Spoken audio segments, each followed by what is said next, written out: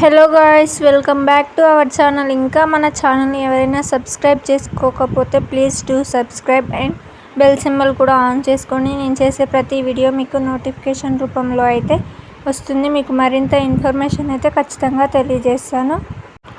ఇక లేట్ చేయకుండా వీడియోలోకి అయితే వెళ్ళిపోదాం. వాట్సాప్లో డిసప్పియరింగ్ మెసేజ్ అని అయితే ఉంటుంది కదా, దాని గురించి అయితే ఈ వీడియోలో తెలుసుకుందాం. ముందుగా మీ ఎవరి చాట్ అయినా ఫ్రెండ్స్ చాట్ అయితే ముందుగా ఓపెన్ చేయండి.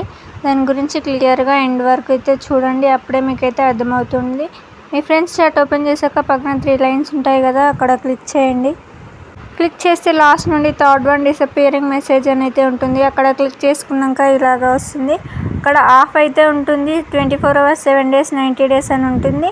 ఒకవేళ మీ ఫ్రెండ్స్తో చాట్ చేసి అలాగే డిలీట్ చేయకుండా మీరు ఉంటే, ఒకవేళ ఇది ఆన్ చేసుకుంటే 24 hours ఆన్ చేసుకున్నాం అనుకో, 24 hoursలో ఆ చాట్ అయితే మనం డిలీట్ చేయకుండా ఆటోమేటిక్గా డిలీట్ అయితే అయిపోతుంది.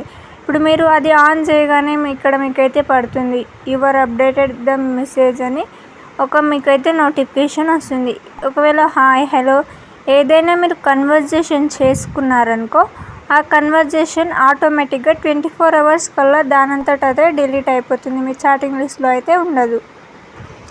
ఒకవేళ ఆ ఆప్షన్ మీకు వద్దనుకుంటే సేమ్ 3 dots క్లిక్ చేసి అక్కడ 24 hours 7 days 90 days బదులు ఆఫ్ అయితే క్లిక్ చేసుకోండి. ఆఫ్ చేసుకుంటే చాట్ అయితే డిలీట్ కాదు, అలాగే ఉంటుంది. మీరు డిలీట్ చేసినప్పుడు అవుతుంది. ఇలా కాకుండా మీరు ఆ నేమ్పై క్లిక్ చేస్తే కిందికి స్క్రోల్ చేస్తే కూడా మనకైతే ఈ ఆప్షన్ అయితే చూపిస్తుంది డిసప్పియరింగ్ మెసేజ్ ఆఫ్ అని. ఒకవేళ మీకు కావాలి అనుకుంటే ఇలా కూడా ఆన్ చేసుకోవచ్చు.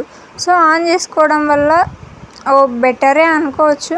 మీకు ఇష్టం లేకపోతే ఆఫ్ అయితే చేసుకోవచ్చు. సో డిసప్పియరింగ్ మెసేజ్ గురించి అయితే ఈ వీడియోలో తెలుసుకున్నారు కదా. ఇంకా మీకు ఏమైనా డౌట్స్ ఉంటే కామెంట్లో అయితే కామెంట్ చేయండి. మీ డౌట్ని క్లారిఫై చేయడానికి నేనైతే ట్రై చేస్తాను. సో మరింత ఇన్ఫర్మేషన్ కోసం మన ఛానల్ని సబ్స్క్రైబ్ చేసుకోవడం మర్చిపోకండి. Thank you for watching.